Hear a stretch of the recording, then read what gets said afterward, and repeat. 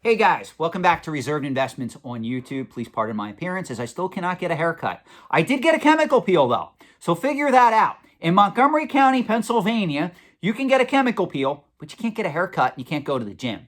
I can't figure this out. If you can, please let me know in the comment section below because I would love to know what the hell is going on in other states as a result.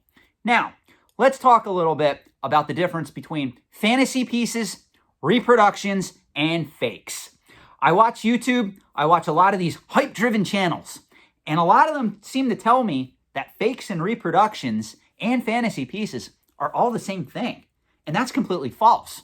And I want to make sure that you guys are aware of this because it doesn't matter whether you're on the antique side of the trade or whether you're solely on the collectible side of the trade, whether you collect vintage video games, modern era video games, vintage advertising, antique weapons, and edged weapons. All these markets are affected by these terms, whether we're talking fantasy pieces, reproductions, or fakes. And there are differences as to what defines these particular terms that we need to discuss in depth. So what I want to do right now is we're going to get in our DeLorean time machine, and we're going to go back, and some of you guys are going to hate me for this. Just bear with me. We got to talk about antiques first. We're going to go back to the Victorian era. So we're going to go back to the years 1820 up until 1914. That is what's known in antique lore as the Victorian era. And ironically, it corresponds directly with Queen Victoria, who reigned from 1837 to 1901. So that's why it's called the Victorian era. Now, those of you that watch Pawn Stars, those of you that watch American Pickers, those of you that watch Antiques Roadshow, you probably came across an appraiser or maybe Mike Wolf or even one of the guys on the Pawn Stars say, hey, this item is not an original. It's a Victorian era copy, or said another way, a Victorian era reproduction. Now, this is what you probably aren't aware of. Reproductions, fakes, fantasy pieces have been part of the antiques and collectibles trade for hundreds of years. Let me say that again. Fantasy pieces, reproductions, and fakes have been part of the antiques trade for hundreds of years. In the Victorian era, there was a mass explosion of wealth for a lot of the upper class merchants, the people who were well educated, the noblemen, and a lot of these people wanted to spend some of their money on luxury items. Well, naturally, if even in the year 1820, items from the Middle Ages were considered quote unquote scarce, rare, and if authentic, and in excellent condition, they would sell for a significant premium. Well, if a lot of people wanted to buy those items and there were only so many available to sell, obviously the price went up to the point where only the extremely wealthy could afford authentic edged weapons from the Middle Ages or a suit of armor from the Middle Ages that was deemed authentic. Well, demand for these items was still there.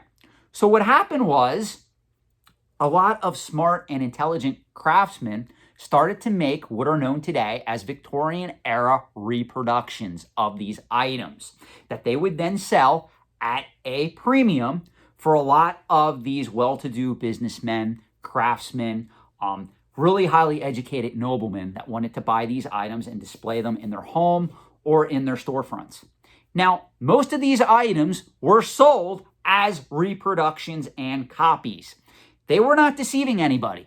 They were pretty much telling these people, hey, I could make you a suit of armor that looks and is made out of almost the same material as the original version that's selling for a significant premium on the market because it's from the Middle Ages. So these people did nothing wrong. All is what they did, they used their talents to reproduce that item and they sold it as a true reproduction. They did not call it an authentic original. They were not trying to deceive anybody. So that's where, in most cases, the term Victoria era copy or Victoria era reproduction comes from. I must set that up. Now, let's get back in our time machine, our DeLorean time machine, and let's go back to modern times, where we talk about vintage advertising, vintage Nintendo advertising, and also vintage video games, and how the market is affected by fantasy pieces, reproductions, and fakes. Now, again, I'm going to repeat myself. there is a major difference between reproductions, fakes, and fantasy pieces that we must define. So here's how I'm going to set this up. Let's use this as an example. We're going to use our favorite fictitious person on this channel, and he's obviously known as the infamous Timmy Poindexter Jr. So Timmy Poindexter Jr. is really into collecting vintage Nintendo advertising, especially vintage Nintendo advertising from the 1980s and the early 1990s, when the Nintendo and the Super Nintendo and the Game Boy all reigned supreme. So little Timmy Poindexter has his eye on this authentic World of Nintendo sign that's in near mint condition, that came up for bid on eBay, that is 100% authentic. The seller vetted it. It's 100% legit. And little Timmy's getting ready to bid on that particular item, but unfortunately for little Timmy, he only makes minimum wage. So he looks at what the item's going for, and he goes, oh my gosh, the last bid on that item is $1,100. If I bid on this item, I can't afford to buy it, and I would have to up the bid to at least $1,200, $1,300 to ensure I could win it. So he bows out of the auction, and he gets a little bit depressed. Well, what little Timmy seems to understand is that, obviously, authentic pieces of Nintendo advertising do sell for a premium due to their demand and scarcity on the market. So little Timmy is actually pretty crafty. He can build stuff with his hands. He has an interesting talent in that sense. So he goes into his garage, he goes into his basement workshop, and he starts recreating that particular advertising sign that he can't afford to buy. So little Timmy spends 5 days and 6 nights hammering away on this item, and he creates it, and it looks exactly like that piece of authentic advertising that sold for $100 on eBay. And he hangs it up in his game room or his man cave. Now, this is the definition of a reproduction. Timmy has done nothing wrong in this manner. I know some of you are going to disagree, but in regards to ethics, he's not trying to deceive anybody. He simply wanted an authentic Nintendo advertising sign from the vintage era. He realized he couldn't afford it, so he did the next best thing in his mind, and he created a reproduction of that item for his own use. Meaning, he's not trying to sell it, he's not trying to deceive anybody but himself with the creation of this particular piece. That is an example of a reproduction. Now, let me give you 2 more examples of this same vein to show you what the difference is between a reproduction, a fake, and a fantasy piece. Let's say that Timmy Poindexter Jr. is scouting eBay, and he sees all these pieces of vintage Nintendo advertising that are all deemed authentic, selling for a premium, and not only does he not have the money to buy one, but he doesn't like the design. He says, you know what? I could make something original much better. So rather than try to come up with $1,100, $1,200, or whatever money I need to buy an authentic piece, I'm going to do something really creative. Because remember, Timmy's a great craftsman. And he says, I'm going to include Mario, Luigi, Yoshi, and the princess. And I'm going to put World of Nintendo on it.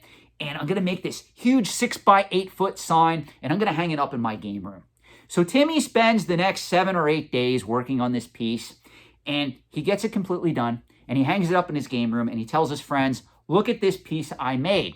And all his friends marvel at it. And they go, wow, that's an incredible piece. And Timmy explains, it's something of his own creation. Nintendo never released anything like this before. He created it all his own.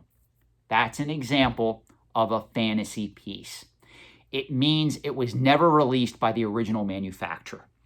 When we look at vintage advertising from Coca-Cola, Pepsi, a lot of your soda pop advertising, there are pieces that were released along the way that came from hardcore enthusiasts and collectors.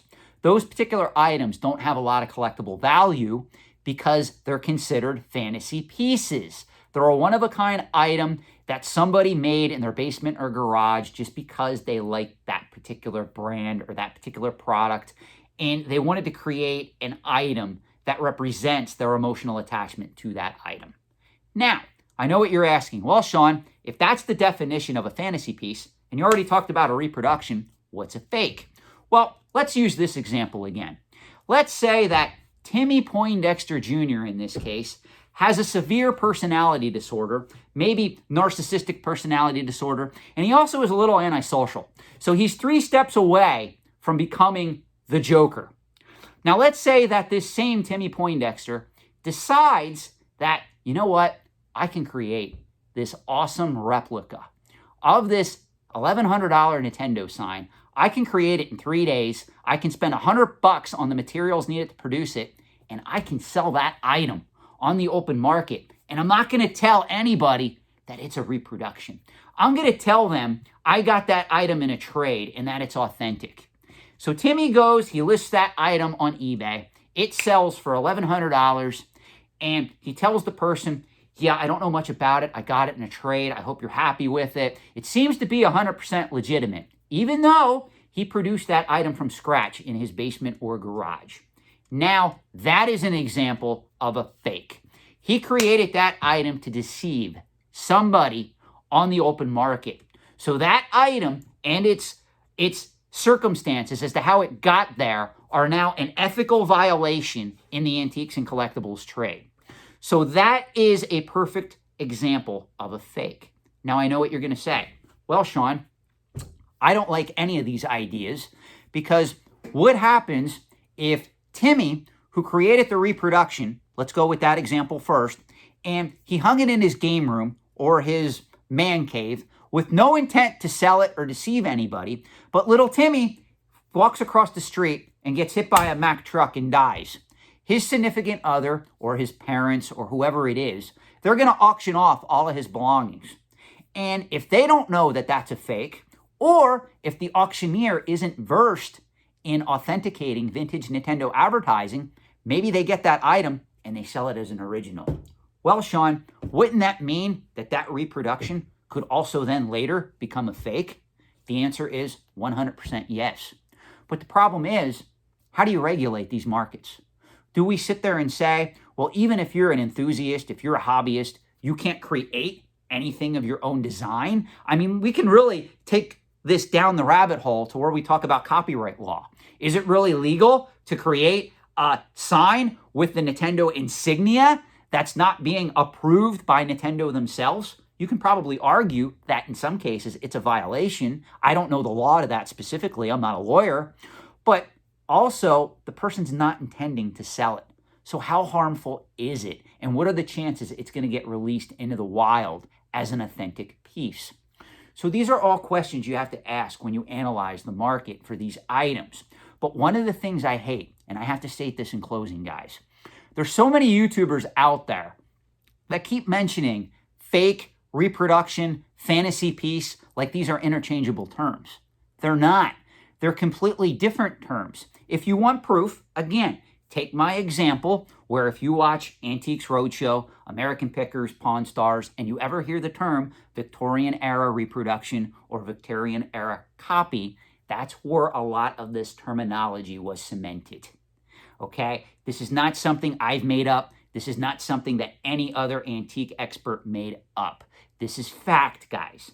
When we discuss these markets, there's certain fundamentals that are grounded in fact, and this is one of them. So what you learned in this video, hopefully learned, is the difference between a fantasy piece, a reproduction, and a fake. So please, when you guys go out there and converse with each other on collecting forums, or when you create your own YouTube videos, please stop confusing these terms. A fake is not the same as a reproduction, which is not the same as a fantasy piece. How the item was conceived and its intent matters. And that's what discerns the difference between a reproduction and a fake. It's the mindset of the individual creating them. If you have a very twisted, immoral person that wants to disrupt the trade, if they create an original replica of an authentic item and they start selling that item as an original, that's a fake. If they just hang that item up in their own home, they have no intent to sell it, they're not trying to deceive anybody, that's a reproduction. Learn these terms. I hope this video helped you well. If it hasn't, please let me know in the comment section below. If you need me to expand on this topic, let me know in the comment section below. Thank you. Have a great night.